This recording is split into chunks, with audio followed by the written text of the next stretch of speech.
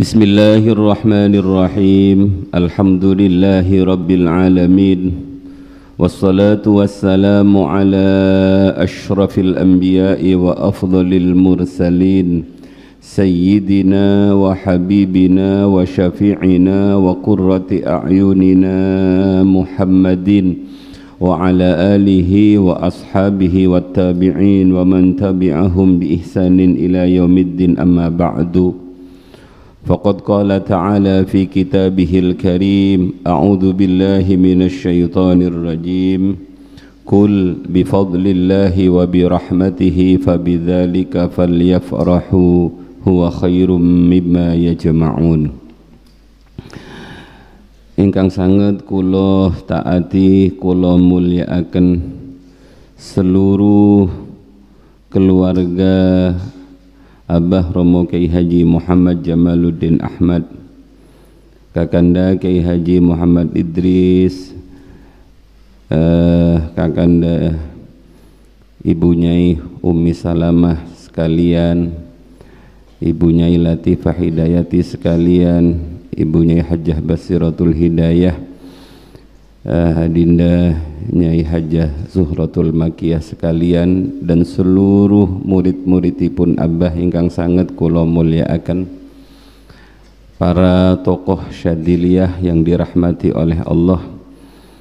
Bersyukur kita kepada Allah Subhanahu wa ta'ala karena kita dimudahkan oleh Allah untuk melakukan kebaikan-kebaikan, untuk meneruskan nopo yang sudah dilampahi oleh Abah bertahun-tahun.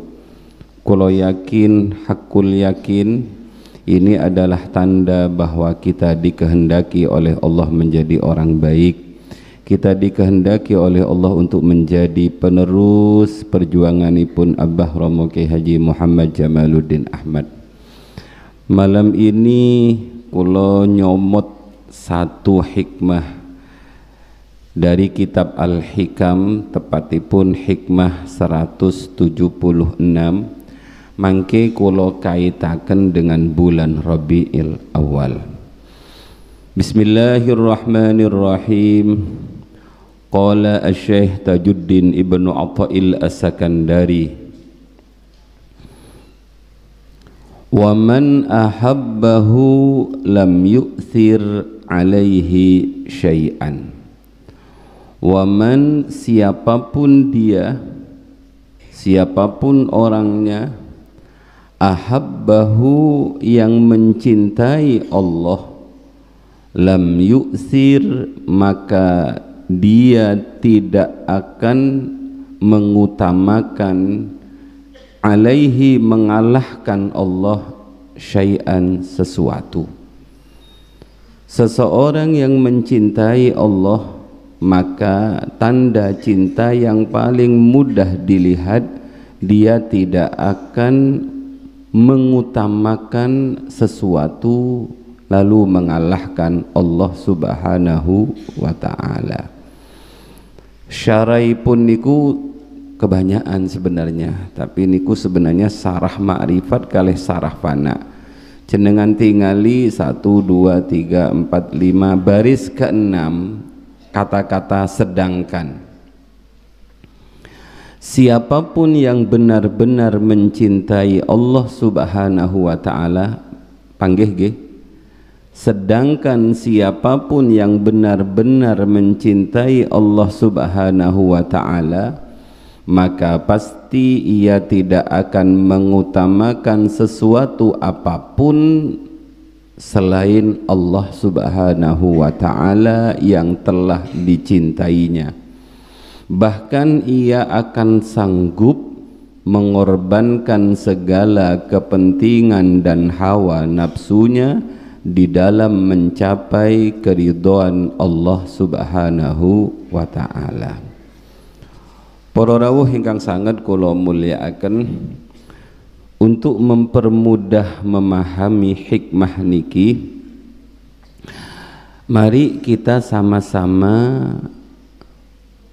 mendengar doa yang sangat istimewa yang disampaikan oleh Nabi Daud alaihi salam. Nabi Daud niku dalam sejarah disebut a'badal bashar, manusia yang paling ahli ibadah. Dalam Al-Quran banyak sekali keistimewaan Nabi Daud alaihi salam. Salah satu keistimewaan Nabi Daud itu adalah Nabi yang mampu menundukkan besi. Wa 'allamnahu san'ata labusin lakum lituhsinakum min ba'sikum fahal antum syakirun.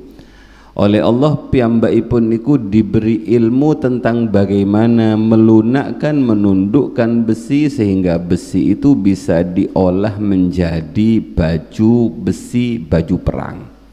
Niku Nabi Daud.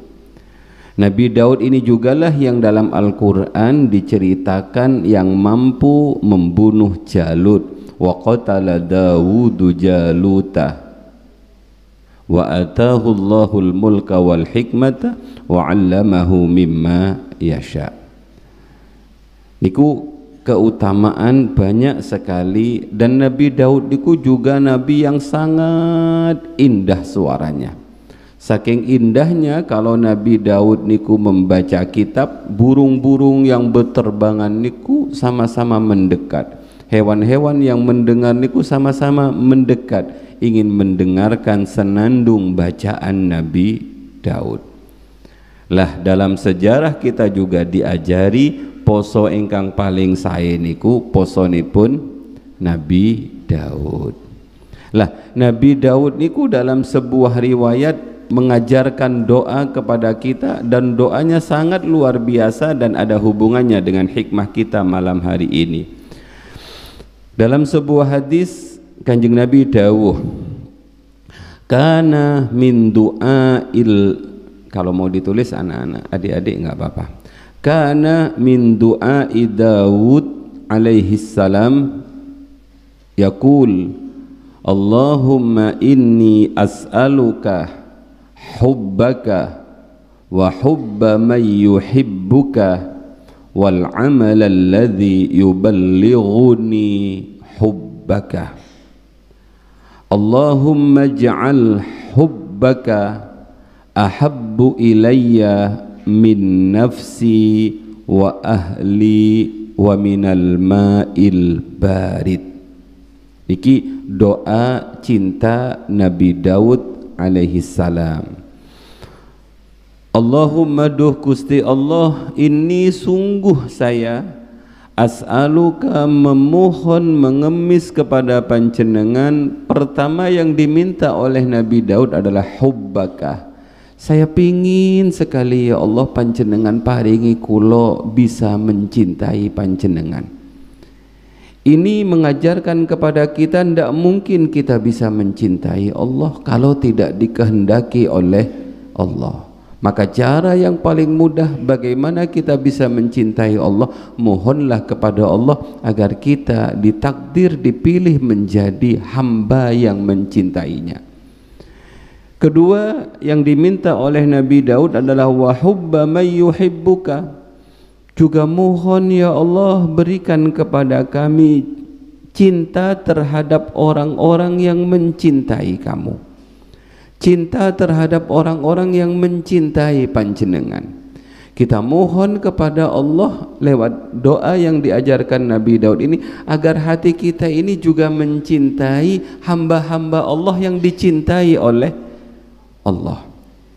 Sebab almar'u ma'aman ahabbah, seseorang itu pasti akan bersama dengan orang yang dicintai. Dan kita memohon kepada Allah agar kita diberi kemampuan untuk mencintai hambanya yang mencintai Allah. Dan tidak ada yang lebih mencintai Allah kecuali Rasulullah sallallahu alaihi wasallam. Yang kedua, yang ketiga yang dimohon oleh Nabi Daud adalah wal amal alladhi yuballighuni hubbaka wal amalah, ya Allah kami memohon kepadamu berikan kekuatan kepada kami untuk beramal di mana amal tersebut yuballighuni hubbaka, bisa menyampaikan saya terhadap cinta panjenengan. Karena enggak mungkin kita mampu melakukan amal yang dicintai oleh Allah tanpa dikehendaki oleh Allah.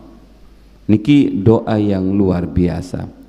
Tidak hanya sampai di situ, saking seriusnya Nabi Daud, beliau menambahi doanya dengan kata-kata Allahumma ja'al hubbaka ahabbu ilayya min nafsi wa ahli wa minal ma'il baridi. Ya Allah, tolong jadikan mencintaimu itu lebih saya cintai dibandingkan cinta saya terhadap diri saya, dibandingkan cinta saya terhadap keluarga saya, dan dibandingkan cinta saya, keinginan saya terhadap air yang dingin. Sebab maklum tengeriku suasananya panas. Artinya al-ma'ul barid itu adalah sesuatu yang paling disenangi. Para hadirin ingkang sangat kula mulyakaken, sehingga dalam bahasa hikam doa Nabi Daud itu adalah doa memohon kepada Allah agar kita dinaikkan oleh Allah, ditempatkan oleh Allah di makom mahabbah yang hakiki, mahabbah yang sebenarnya.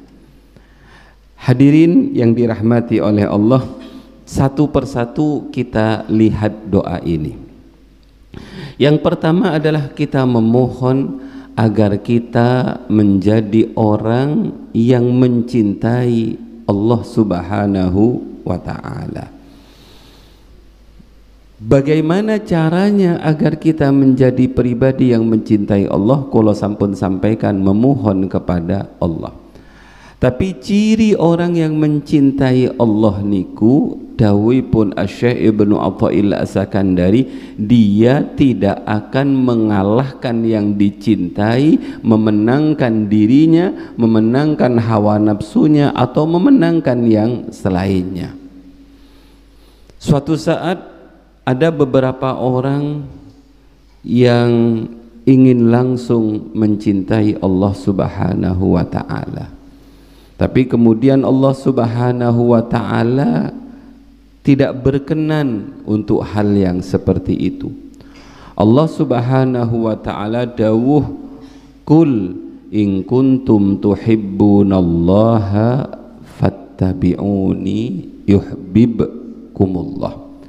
Jawabannya itu, engkau dicintai oleh Allah itu enggak mungkin bisa sampai ke makom ini apabila kita tidak mencintai sesuatu yang dicintai oleh Allah, apabila kita tidak mencintai makhluk yang dicintai oleh Allah, apabila kita tidak membenci sesuatu yang dibenci oleh Allah, apabila kita tidak membenci makhluk yang dibenci oleh Allah Subhanahu wa ta'ala. Para rawuh ingkang sanget kula mulyakaken, untuk mempermudah pemahaman niki kula ningali Abah biasanipun Abah ngambil contoh. Ada satu kisah, suatu saat Nabiullah Isa alaihi salam, dalam kitab Ihya niku diceritakan beliau berjalan-jalan bertemu dengan 3 kaum. Kaum yang pertama itu dilihat oleh Nabi Isa kurus pucat. Akhirnya Nabi Isa bertanya kepada mereka, wahai kawan-kawanku, kenapa kamu terlihat sangat kurus? Kenapa kamu terlihat sangat pucat? Mereka, orang-orang yang kurus dan pucat ini menjawab, wahai Nabi Isa, semua ini karena kami konsentrasi fokus beribadah kepada Allah Subhanahu wa ta'ala. Penasaran Nabi Isa, beliau bertanya, kenapa kalian beribadah sampai seperti itu? Apa dasar kalian ibadah seperti itu? Apa motivasi kalian beribadah seperti itu? Wahai Nabi Isa, kami takut sekali akan nerakanya Allah. Kalau kami tidak beribadah kepada Allah, berat sekali neraka ni pun Allah. Makanya Abah pernah bercerita tentang beratnya siksa neraka niku di malam Ramadan di Sambong. Boten perlu kita ceritakan ulang, tapi luar biasa beratnya siksaan neraka. Saking orang ini memikirkan beratnya siksa neraka, orang niki boten enak makan, orang ini boten enak minum, yang dilakukan hanya beribadah terus agar dihindarkan dari neraka. Oh, itu tah ibadah kalian masih karena takut neraka. Berjalan lagi Nabi Musa ke kampung berikutnya, ketemu dengan kaum yang lebih kurus, lebih pucat. Singkat cerita, Nabi Isa bertanya, kenapa kalian beribadah seperti ini? Ya Nabi Musa, kami niku sangat pingin, sangat rindu, syauqan ilal jannah, rindu terhadap sorga. Lah kami pingin mendapatkan itu, di mana dalam sorga niku diceritakan wonten niki, wonten niki, wonten niki. Ada bidadari, ada air yang mengalir, ada sungai-sungai, ada bangunan-bangunan, sungguh sangat indah, dan kami pingin mendapatkan itu semua. Tapi kemudian kalau orang-orang yang mencintai Rasul itu menginginkan sorga bukan karena sorganya, tapi menginginkan karena di dalam sorga itu ada Rasulullah Sallallahu Alaihi Wasallam. Oh, motivasi kalian itu ibadahnya karena pingin sorga. Berjalan Nabi Isa kemudian beliau bertemu dengan makhluk, dengan kaum yang ketiga yang lebih kurus, lebih pucat. Ketika Nabi Isa bertanya, kenapa kalian kok bisa seperti ini? Apa sih yang kalian pinginkan sehingga beribadah luar biasa seperti ini? Apa jawab kaum yang ketiga itu? Wahai Nabi Isa, kami beribadah seperti ini karena kami mencintai Allah Subhanahu wa ta'ala. Kami tidak takut neraka, kami juga tidak menginginkan sorga. Kami lakukan semua ini karena cinta kami kepada Allah Subhanahu wa ta'ala. Sehingga dalam kitab niku Imam Ghazali membagi kelompok itu menjadi 3 kelompok. Sinfun ya'budunallaha ala sabilil khauf, wa sinfun ya'budunallaha ala sabilir raja, wa minhum wa sinfun ya'buduna 'ala Allah ala sabilil hub. Ada orang yang beribadah kepada Allah karena takut neraka, ada orang yang beribadah kepada Allah karena menginginkan sorga, dan ada orang yang beribadah kepada Allah karena cinta dia kepada Allah Subhanahu wa ta'ala. Inilah yang disebut dengan waman ahabbahu lam yu'thir alaihi syai'an. Para rawuh ingkang sanget kula mulyakaken, doa yang kedua yang disampaikan oleh Nabi Daud agar beliau bisa mencintai orang yang mencintai Allah, dan tidak ada yang mencintai Allah lebih dibandingkan Rasulullah Sallallahu Alaihi Wasallam. Bismillahirrahmanirrahim. Ketika para sahabat, sebagian sahabat pingin langsung mencintai Allah tanpa melewat baginda Rasulullah Sallallahu Alaihi Wasallam, Allah memberikan firman, Qul in kuntum tuhibbunallaha fattabi'uni yuhibbukumullah. Katakan wahai Muhammad, kalau kalian betul-betul mencintai Allah, maka jalan yang harus kalian tempuh adalah ittiba, mengikuti kanjeng Nabi. Fattabi'uni, kalian harus mengikuti aku. Kalau kalian sudah mengikuti aku, yuhibbukumullah, maka Allah akan mencintai kalian. Para rawuh ingkang sanget kula mulyakaken, dalam salah satu hikmah, orang-orang yang mencintai Allah, orang-orang yang mencintai Rasulullah Sallallahu Alaihi Wasallam itu ada 2. Nafsu jiwa yang mencintai Allah, jiwa yang mencintai Rasulullah, jiwa yang mencintai Allah dan Rasul, itu wonten kalih. Yang pertama dinamakan an-nafsul karimah, yang kedua dinamakan an-nafsul laimah. Yang dimaksud an-nafsul karimah itu orang-orang yang mencintai Allah karena dia mendapatkan anugerah berbagai macam rezeki, berbagai macam kesehatan. Jadi ada hamba-hamba Allah itu jalan menuju Allah niku lewat nikmat-nikmat Allah. Tapi ada juga orang-orang yang mendekat kepada Allah lewat jalan ujian-ujianipun Allah. Sebagaimana di hikmah yang lain, Asy-Syaikh Ibnu Athail As-Sakandari dawuh, "Man lam yukbil 'ala Allahi bi mulatafatil ihsan quyida bisalasil imtihan." Siapapun orangnya yang tidak menghadap kepada Allah, tidak berjalan, tidak tawajjuh ilallah dengan jalan kebaikan-kebaikan yang Allah berikan, maka orang itu akan diseret, diikat oleh Allah dengan berbagai ujian-ujian sehingga kemudian dia mencintai Allah. Paham nggih, Mas-mas?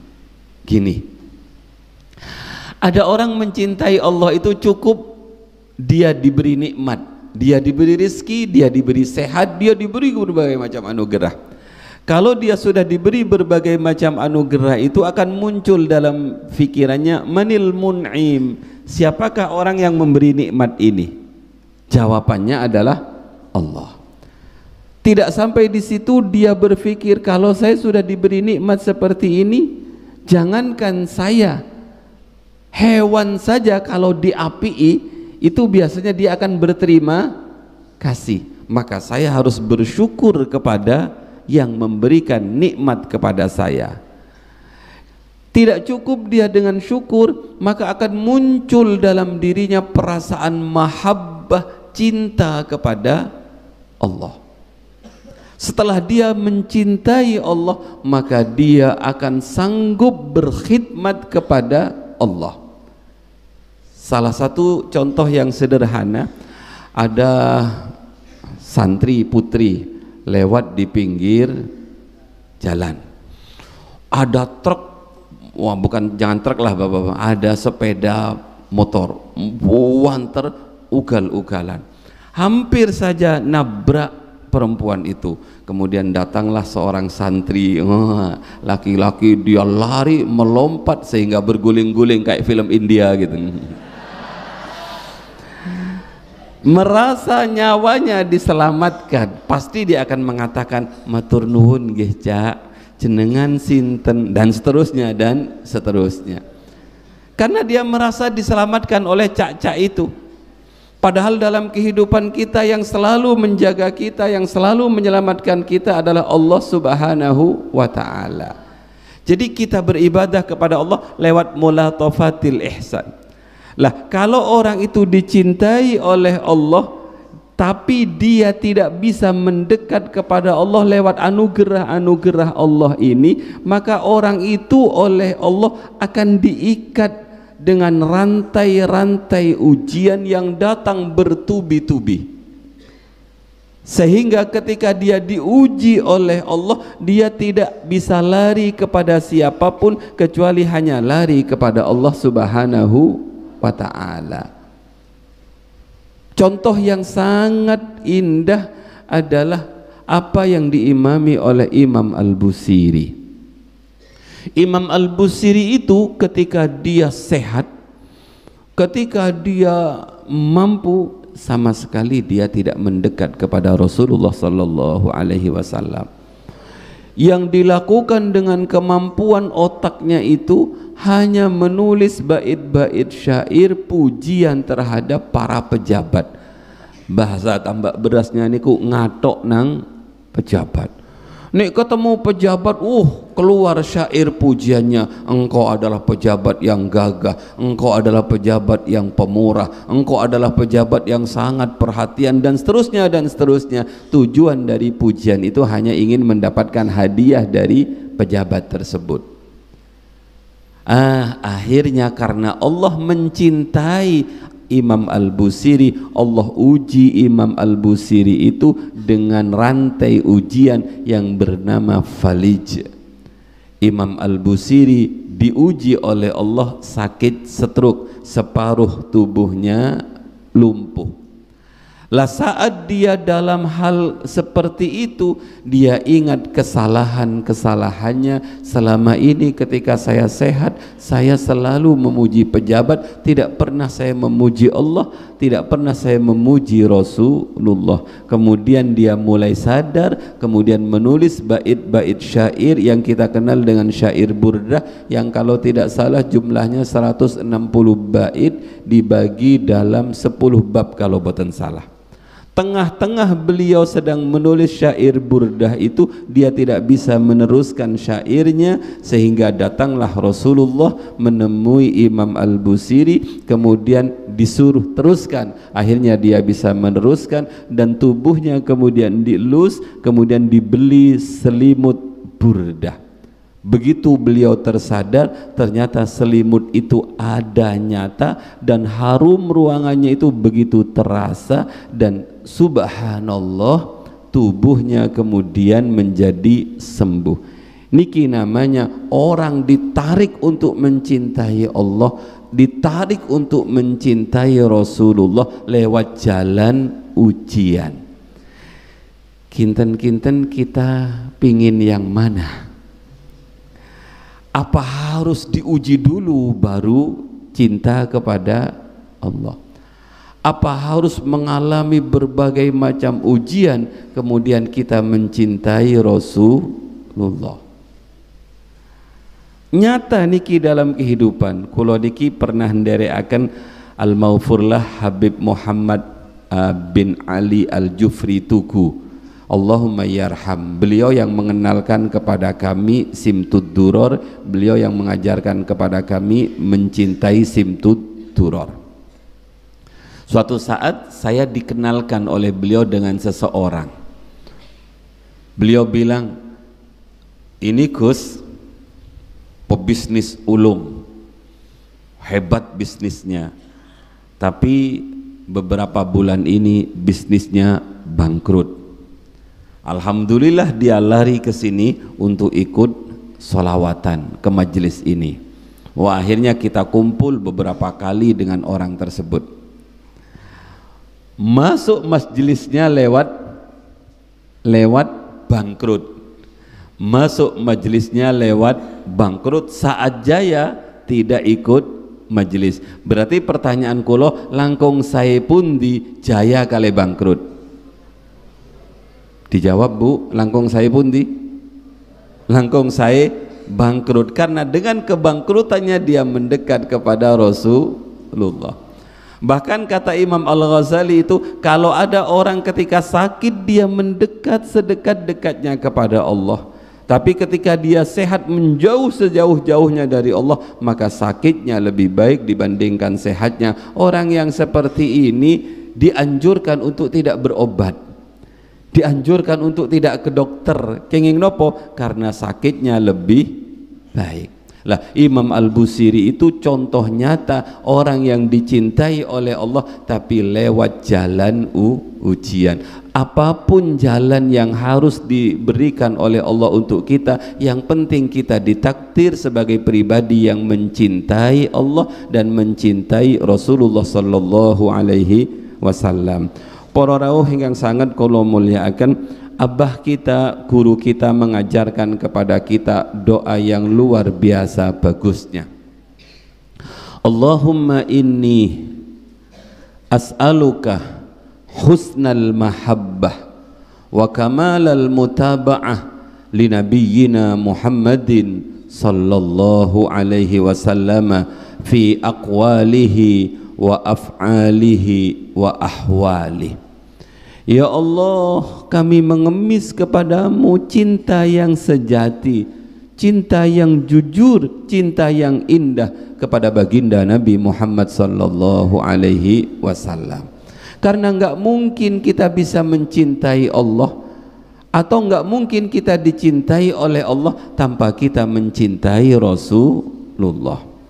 Para rawuh ingkang sanget kula mulyakaken, satu, husnal mahabbah. Kula jadi ingat ada seorang sahabat naminipun Hamdalah. Hamdalah ini seorang sahabat yang sangat cerdas. Dia dalam sejarah disebut pengantin langit. Kenging napa kok disebut pengantin langit? Karena suatu saat dia menikah. Pada malam pertama setelah dia berperang dengan istrinya, terdengar suara speaker, perang, perang, budal perang, budal perang, budal perang. Karena yang menyampaikan budal perang itu Rasulullah, maka bukti cinta Hamdalah kepada Rasulullah itu dia tinggalkan istrinya, bahkan nggak sempat mandi setelah perang karena sudah ditunggu perang yang lain. Paham nggih? Yang kecil-kecil nggak paham nggak apa-apa, ono perang-perang opo iku wis gak, lebih bagus nggak paham. Tanpa sempat mandi setelah perang dia berangkat ke medan perang yang sebenarnya. Ternyata pada peperangan Uhud itu Hamdalah termasuk orang yang gugur di medan perang. Kalau sudah selesai perang, biasanya baginda Rasul itu mencari sahabat-sahabatnya yang gugur. Ketika beliau melihat Hamdalah, tersenyum beliau karena Hamdalah itu subhanallah, dia tertusuk pedang, tertusuk tombak, dan beberapa sayatan ada di dalam tubuhnya karena waktu itu beliau dikeroyok. Tapi anehnya Hamdalah niku ketika dilihat oleh baginda Rasul bersih, tidak ada darah, dan di sampingnya niku basah, banyak air. Kemudian Rasulullah yang paham dengan kejadian itu bertanyanya Rasulullah itu agar menjadi cerita indah bagi kita. Kata baginda Nabi, siapa yang memandikan Hamdalah? Boten paham ya Rasul, kenapa kok dia harus basah-basah seperti ini? Anu ya Rasul, kemarin Hamdalah niku nikah. Lah malam ada peperangan, dia bercerita tengkulo dia berangkat perang tapi belum sempat mandi sehabis perang. Rasulullah tersenyum, kemudian Rasulullah menjawab, Hamdalah telah dimandikan para malaikat, ghasilul malaika. Dia bergelar seorang mujahid yang dimandikan oleh para malaikat. Bagaimana Hamdalah lebih mendahulukan seruan perang dari baginda Rasul, mengalahkan nikmatnya bersama istrinya. Inilah yang dalam bahasa hikamnya, wa man ahabbahu lam yu'thir alaihi syai'an. Kalau cerita Hamdalah niku indah. Suatu saat Hamdalah niku kepanggih kali Sayyidina Abu Bakar radhiyallahu anhu. Begitu ketemu dengan Sayyidina Abu Bakar bertanya, kaifa haluk ya Hamdalah, bagaimana kabarmu wahai Hamdalah? Para sahabat niku biasa saling bertanya bagaimana kabarmu siang ini, bagaimana kabarmu siang atau pagi ini, malam ini, agar mereka mendapatkan kata-kata alhamdulillah ana bi khairin wa afiyatin, agar saudaranya itu mengucapkan kalimat alhamdulillah. Begitu ditanya Hamdalah, wahai Hamdalah bagaimana kabarmu? Kata Hamdalah, alhamdulillah baik, tapi Hamdalah sudah menjadi orang yang munafik. Kaget Sayyidina Abu Bakar, bagaimana kamu bisa berkata engkau munafik? Begini wahai sahabatku Abu Bakar, kalau saya berada di dekat kanjung Nabi, saya ingat sorga, saya ingat neraka, dan saya tidak ingin bermaksiat. Tapi begitu saya menjauh dari kanjung Nabi, saya masih kadang-kadang berbuat maksiat. Berarti saya ini takut kepada Allah saat di depan Nabi, tapi kalau jauh dari Nabi saya berani bermaksiat. Inilah pribadi yang munafik. Itu Hamdalah. Maka menurut saya wajar apabila ada santri di depan kiainya khusyuk ngaji, tapi begitu waduh gak eling ngaji. Ya Hamdalah saja begitu. Kata Sayyidina Abu Bakar, sama dek, saya juga kadang-kadang begitu. Makanya para rawuh, kita tidak boleh menjauh dari orang-orang soleh. Kita tidak boleh menjauh dari guru-guru kita, biar ingat terus kepada Allah Subhanahu wa taala, karena dengan memandang wajah guru kita biasanya kita ingat kepada Allah Subhanahu wa taala. Niku tentang sahabat yang sangat mencintai baginda Rasulullah. Wonten malih seorang sahabat perempuan yang luar biasa cintanya kepada baginda Rasul, mengalahkan yang lahir. Wa man ahabbahu lam yu'thir alaihi syai'an. Ketika di Madinah niku wonten kabar bahwa baginda Nabi niku kapundhut wafat.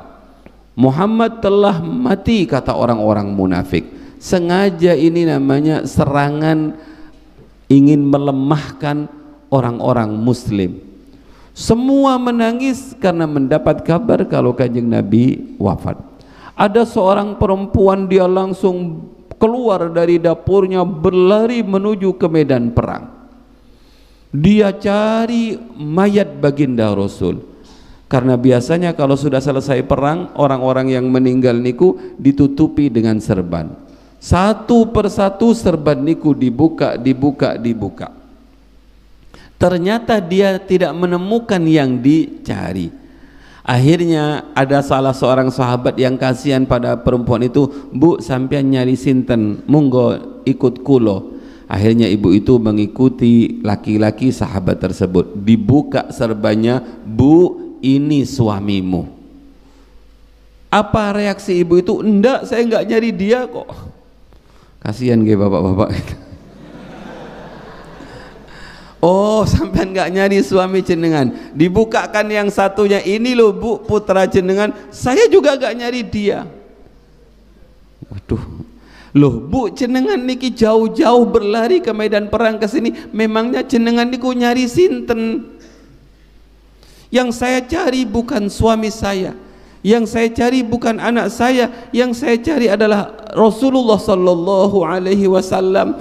Karena di Madinah itu sudah tersebar Kanjeng Nabi wafat. Saya tidak ingin Rasulullah wafat, maka saya ingin memastikan dengan mata kepala sendiri tentang wafatnya Rasulullah." "Oh Bu, sampean nggak ngomong dari tadi kalau sampean nyari Rasulullah, Rasulullah ada di belakang sampean itu loh." Noleh dia melihat Rasulullah sujud syukur.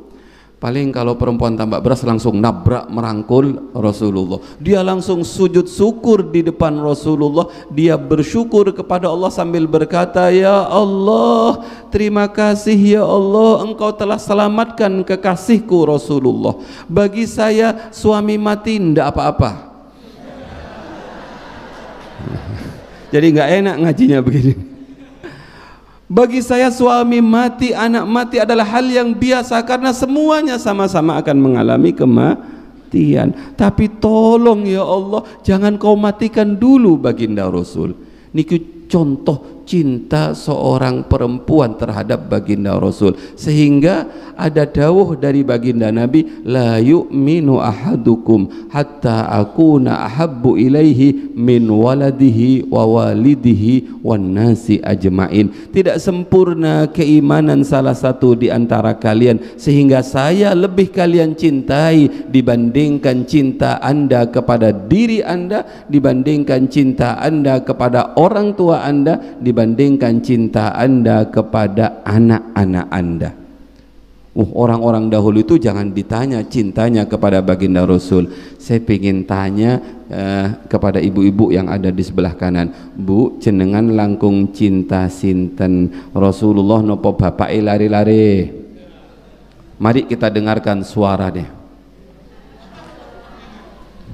Sinten Bu? Oh, kata bapak-bapak awas ya. Kita tidak akan cemburu. Ngapain cemburu? Karena itu adalah cinta yang sebenarnya. Para rawuh niku kula pingin malam niki kula tidak ingin ngaji tapi ingin bercerita, karena abah niku biasanya cerios-cerios mawon. Dengan cerita-cerita itu kita bisa membandingkan diri kita dengan orang-orang terdahulu. Seberapa sih cinta kita kepada baginda Rasul? Ada seorang perempuan datang kepada baginda Rasul, saking cintanya kepada baginda Rasul, dia bilang begini, "Ya Rasulullah, anak saya itu bisa membuat meja. Anak saya itu tukang kayu, dia mampu membuat mimbar, dia mampu membuat mihrab, dia mampu membuat panggung. Bagaimana ya Rasul kalau anak saya suruh membuat mihrab untuk menjadi tempat Anda khutbah, biar Anda tidak khutbah nempel kepada pohon kurma? Apa jawab baginda Rasul? Iya, setuju Bu, setuju. Bagus, matur nuwun. Jadi bapak-bapak, ibu-ibu, kalau misalnya jenengan sampun ningali meja niki sampun jelek, yang mampu membuat meja niku langsung matur teng kakak kula, Gus Idris, pripun kalau mimbarnya Muhibbin kula ganti ingkang langkung sae. Ngoten niku sunnah loh. Kula terusaken. Singkat cerita, pulanglah perempuan itu kemudian menyuruh anaknya membuat mimbar, dan dibuatkan mimbar oleh anaknya. Ternyata mimbarnya niku wonten undak-undakannya 3. Inilah yang kemudian membedakan mimbar kita dengan mimbar orang lain. Biasanya mimbar kita itu ada undakan 1, undakan 2, undakan 3. Khotibnya kadang-kadang action, berhenti. Bukan action, itu ada dalilnya. Karena Rasulullah itu pernah mengucapkan amin 3 kali ketika beliau mau khutbah. Undak-undakannya memang 3. Selesai tempat khutbah ini dibuat, Rasulullah masuk Jumatan khutbah. Saat tengah-tengah khutbah niku terganggu oleh suara tangisan. Semua sahabat yang mendengarkan khutbah baginda Rasul itu sama-sama mendengar ada tangisan itu, tapi mereka tidak tahu siapa yang menangis. Tengah-tengah Rasulullah khutbah niku, Rasulullah turun dari khutbahnya, mendatangi pohon kurma, kemudian Rasulullah berdialog dengan pohon kurma itu sambil memegang-megang pohon kurma, sama seperti seorang perempuan yang sedang menenangkan anaknya yang nangis karena minta mainan gak dibelikan. Nangis, akhirnya sayup hilanglah tangisan itu. Kemudian Rasulullah naik lagi sambil berkata, tahukah kalian suara tangisan itu muncul dari mana? Boten ya Rasul, tangisan itu muncul dari pohon kurma itu.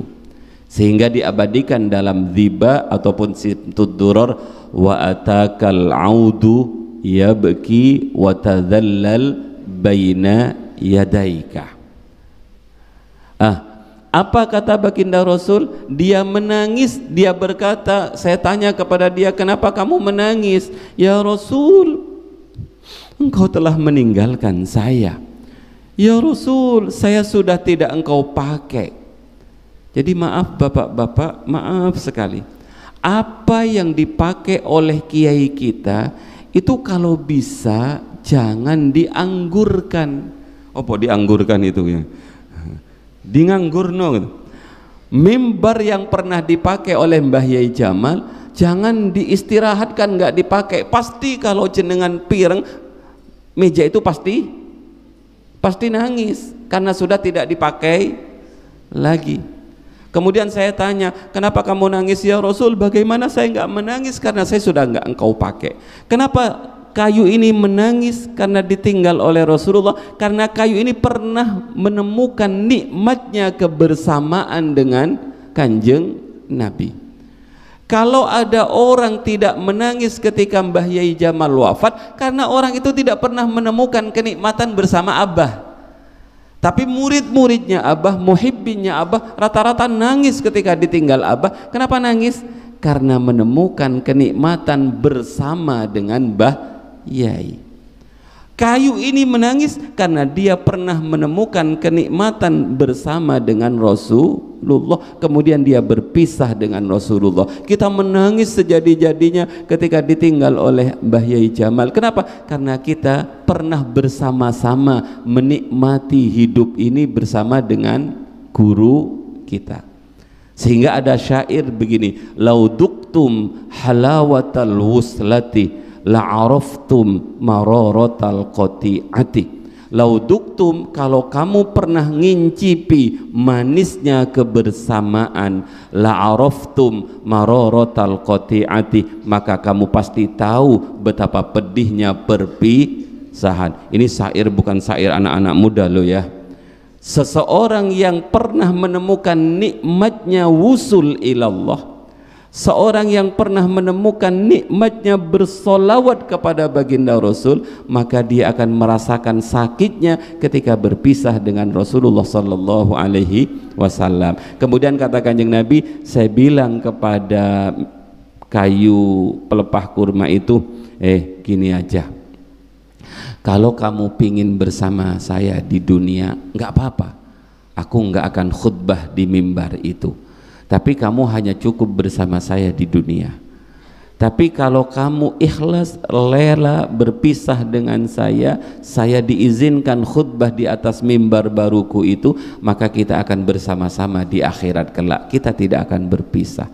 Ayo pilih mana, di dunia apa di akhirat? Kalau kulo tangleteng jenengan, pilih sareng abadi dunia nopo sareng di akhirat? Nih kulon jawab di dunia juga di akhirat. Tapi kemudian ngoten nggih ya Rasul, masa enggak ada pilihan bareng terus? Ya ndak bisa, harus pisah. Nggih ya Rasul, nek ngoten kula tunggu jenengan di akhirat mawon. Ya wis ya, deal. Akhirnya pelepah kurma itu dikuburkan oleh baginda Rasul, dan nanti dia akan mendampingi Rasulullah di akhirat.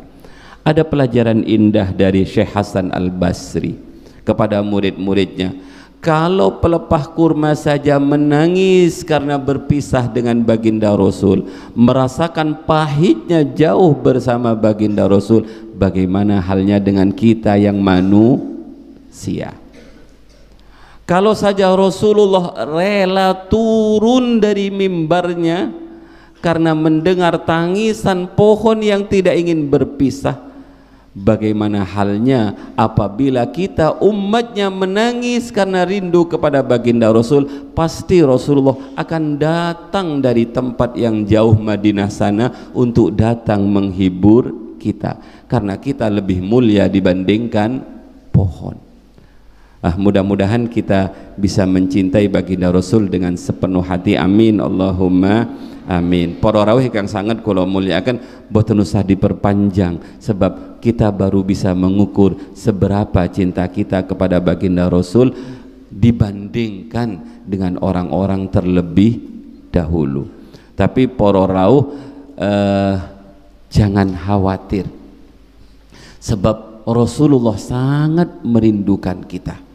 Suatu saat Kanjeng Nabi di depan para sahabat dawuh, saya rindu sekali kepada ikhwani, yang disebut niku ikhwani, sehingga kemudian ikhwan itu diambil oleh orang sebelah. Sebenarnya milik kita juga itu ikhwan akhwat itu. Saya rindu kepada saudara-saudara saya. Para sahabat mengatakan, bukankah kami adalah saudara-saudara panjenengan ya Rasul? Bukan. Bal antum ashabi, kalian ini bukan saudara-saudaraku, kalian ini adalah sahabat-sahabatku. Saya sangat rindu sekali dengan saudara-saudaraku. Sinten ya Rasul saudara-saudara panjenengan niku? Saudara-saudaraku itu adalah orang yang datang setelah aku. Dia tidak bertemu dengan aku, dia tidak menyaksikan aku, dia tidak berjabat tangan dengan aku, tapi dia mencintai aku. Sinten niki? Kita semua bapak-bapak. Lah kalau Rasulullah saja rindu kepada kita, bagaimana kita sekarang? Rindu ndak dengan baginda Rasul? Kalau kita tidak rindu, karena kita memang belum pernah menemukan kenikmatan bersama baginda Rasul. Tapi mudah-mudahan kita ditarik oleh Allah untuk bisa menjadi pribadi yang merindukan Rasulullah sallallahu alaihi wasallam. Para rawuh ingkang sangat kula mulyakaken, niku yang kedua. Yang ketiga, cinta kepada Kanjeng Nabi niku harus dibuktikan, dan salah satu bukti adalah sebagaimana doa Abah, Allahumma inni as'aluka husnal mahabbah wa kamalal mutaba'ah. Ya Allah, berikan kemampuan kepada kami untuk meniru baginda Nabi. Dalam hal apa kita meniru baginda Nabi? Silahkan sebisa kita.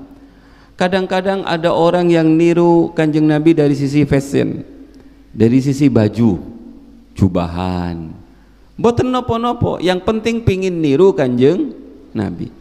Ada pingin yang niru jenggotnya, nggih boten nopo-nopo. Wong pingin niru orang yang dikagumi, niru nopo nih silahkan, tapi yang diinginkan oleh baginda Rasul, yang ditiru dari baginda Rasul adalah akhlaknya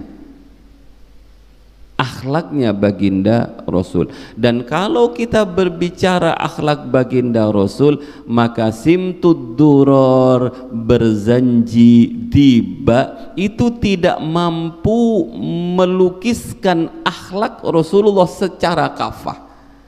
Dia hanya sepersekian saja yang bisa ditangkap tentang keindahan akhlak baginda Rasul. Jawaban kalau kita bertanya seperti apakah akhlak baginda Rasul, pernah sahabat bertanya menemui ibunda Aisyah, wahai ibunda Aisyah, tolong terangkan kepada kami seperti apa akhlak baginda Rasulullah. Apa jawabnya Sayyidah Aisyah? Beliau menjawab dengan jawaban singkat, kana khuluquhul Quran. Akhlak Kanjeng Nabi ya Al-Quran itu. Akhlak Kanjeng Nabi ya Quran itu. Jadi Nabi ini ku Quran berjalan gampangannya. Maka dari Bismillahirrahmanirrahim sampai An-Nas itu adalah gambaran dari akhlak sempurna baginda Rasulullah sallallahu alaihi wasallam.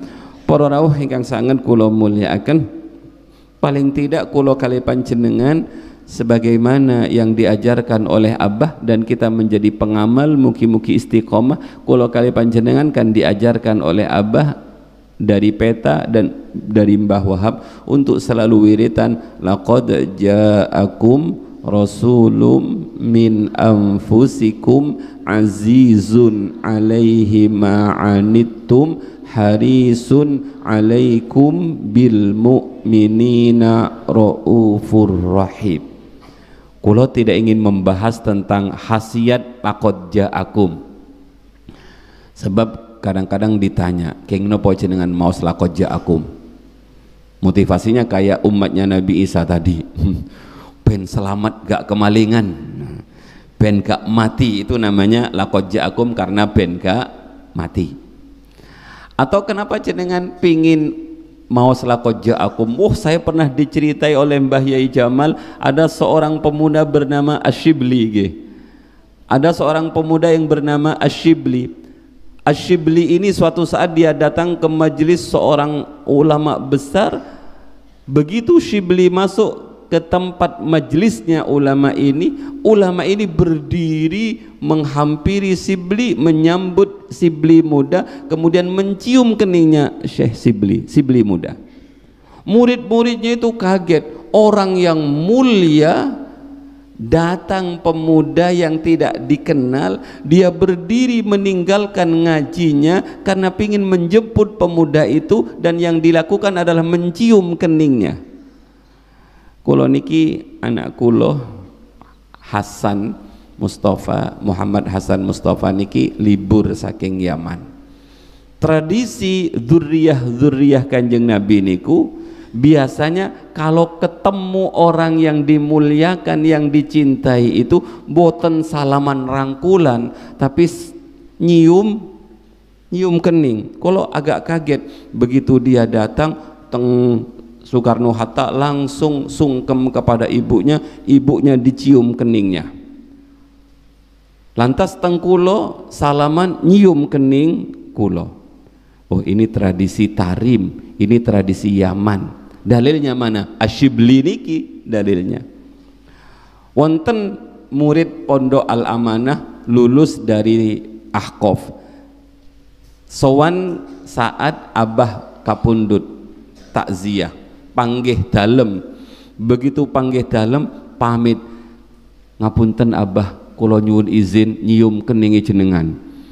Nyium kening, nggih, saya izinkan saja begini. Ini kan sebenarnya enggak sopan, masa santri begini nyium keningi kiainya, enggak sopan. Tapi ini pernah diajarkan oleh seorang tokoh, dia menjemput Syibli muda, dicium keningnya.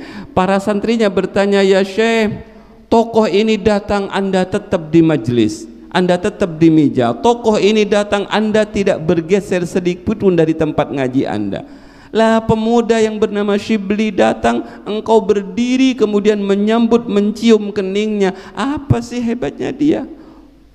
Wah, kata gurunya itu, kalian emang nggak tahu kehebatan dia. Dia adalah orang yang setiap hari dicium oleh Rasulullah keningnya. Dan saya ingin mencium kening dia bukan karena keningnya dia, tapi karena di situ pernah dicium oleh Rasulullah. Niki sama seperti Sayyidina Umar ketika Sayyidina Umar mau mencium Hajar Aswad itu. Marah-marah dulu Sayyidina Umar tentang Hajar Aswad. Hei batu, kamu batu, nggak ada apa-apanya kamu, hitam lagi kamu. Sebenarnya nggak sudi saya mencium kamu, tapi karena kamu pernah dicium oleh Rasulullah, hidung Rasulullah yang mulia pernah mencium kamu, maka saya ingin mencium sesuatu yang dicium oleh Rasulullah. Niki namanya musalsal bil ciuman, musalsal bil. Saya ingin mencium sesuatu yang pernah dicium oleh baginda Rasulullah sallallahu alaihi wasallam. Tapi kita diajari musalsal bil musafaha. Saya bersalaman dengan tangan yang pernah bersalaman dengan pernah bersalaman sampai kepada Rasulullah sallallahu alaihi wasallam. Para rawuh ingkang sanget kula mulyakaken, laqad ja'akum, king napa jenengan kok pingin laqad ja'akum ben dicium Rasulullah? Itu namanya ibadahnya karena pingin dicium, syauqan licium, lil qublah. Tapi mari kita melihat kenapa kita mengamalkan laqad ja'akum, karena memang ya saya mengikuti nopo yang diamalkan oleh Rasulullah. Sebab laqad ja'akum niku bapak-bapak luar biasa. Laqad ja'akum, kalau percepat, laqad ja'akum telah datang kepada kalian seorang Rasul. Jadi pribadi baginda Rasul pertama kali dalam ayat ini, Rasulullah itu adalah pribadi yang mendatangi, bukan pribadi yang didatangi. Artosipun nopo, sejak sebelum beliau menjadi nabi, beliau adalah orang yang sudah ahli silaturahim. Jadi kalau kita ingin mutaba'ah kepada kanjeng Nabi, jadilah orang yang ahli silaturahim.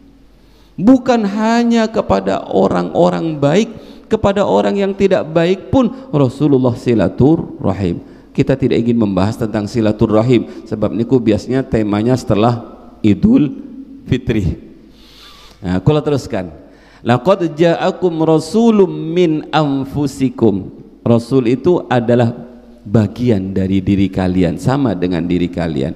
Tapi yang ingin kita bahas adalah Rasul itu punya sifat, laqad ja'akum rasulun min anfusikum azizun alaihi ma anittum. Rasul itu adalah pribadi yang tidak tegaan, berat terasa bagi Rasulullah penderitaanmu. Jadi Rasul itu adalah seseorang yang tidak kuat apabila melihat kaumnya, umatnya menderita. Gampangannya agak mentoloan. Contoh, suatu saat Rasulullah niku sholat. Begitu Rasulullah sholat, cepat sekali sholatnya. Setelah selesai sholat, para sahabat bertanya, ya Rasul, tumben sholat jenengan cepat. Kalau kulo, imam kulo cepat, alhamdulillah. Paling kalau lama ditanyakan, jenengan kok cek suwe ini sih ngimami. Ketika Rasulullah ngimami cepat, para sahabat bertanya, ya Rasul, kenapa terlalu cepat? Kata Kanjeng Nabi, saat saya sholat, saya mendengar ada tangisan bayi, saya nggak tega. Jangan-jangan terjadi apa-apa dengan bayi itu, maka saya mempercepat sholat ini agar ibunya yang berjamaah itu bisa segera menenangkan bayinya yang sedang menangis. Niku Rasulullah. Berapa banyak pelajaran betapa Rasulullah itu tidak tega. Kalau kita berkorban ketika kita nyembelih, Rasulullah mengatakan gimana? Tajamkan pisaunya, kambingnya kamu tutupi dengan telinganya. Kenging nopo? Kak tegoan. Awas para jagal mau nyembelih kambing diasah di depannya. Niku namanya sudah mematikan sebelum sembelih seret. Kambingnya sudah kejet-kejet niku.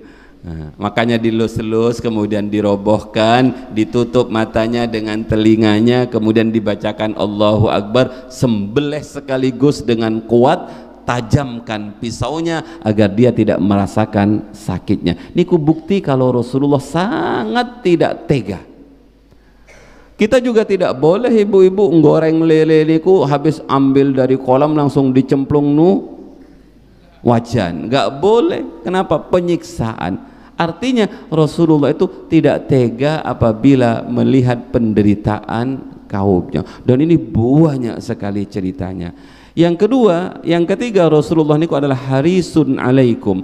Rasulullah niku sangat rakus, sangat tamak, tapi untuk keselamatan umatnya. Artinya baginda Rasul itu tidak ingin ada satu umatnya pun celaka. Makanya kata Kanjeng Nabi, umatku itu seperti laron.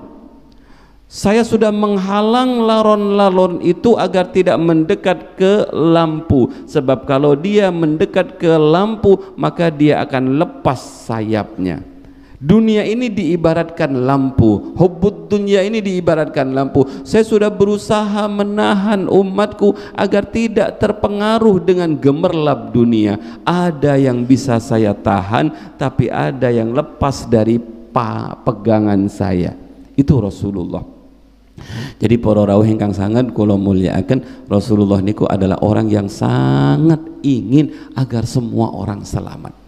Karena sangat inginnya, berkali-kali Rasulullah ditegur oleh Allah. Salah satu teguran yang sangat nyata adalah ketika Rasulullah pingin sekali pejabat-pejabat yang ada di depannya niku masuk Islam. Berdialog Rasulullah dengan pejabat-pejabat itu.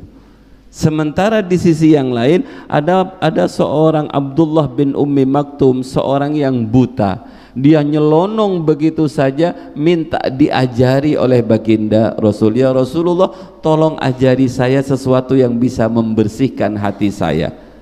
Karena Rasulullah pingin agar orang yang ada di depannya ini masuk Islam. Rasulullah, aduh gak tahu waktu seperti ini kok masuk. Melengos Rasulullah, cemberut Rasulullah. Apa yang dilakukan oleh Allah? Allah tidak terima, kemudian Allah menegur Rasulullah karena saking sayangnya. Jadi kalau ada orang menegur niku, hari ini jangan kita artikan orang negur itu benci kepada kita. Boten, orang negur itu karena sayang. Allah negur Rasulullah karena sayangnya Allah. Ditegur oleh Allah, abasa wa tawalla an ja'ahul a'ma. Begitu ditegur seperti ini, Rasulullah bersyukur. Dalam syukurnya itu, setiap Abdullah bin Ummi Maktum datang, Rasulullah menggelarkan serbannya agar diinjak oleh Abdullah bin Ummi Maktum. Ini yang biasa dilakukan oleh anak muhibbin. Ketika Mbah Yai Jamal dulu habis sholat kan serban sampean ditaruh, pen pernah diinjak oleh Mbah Yai Jamal. Sekarang masih begitu? Masih bagus itu.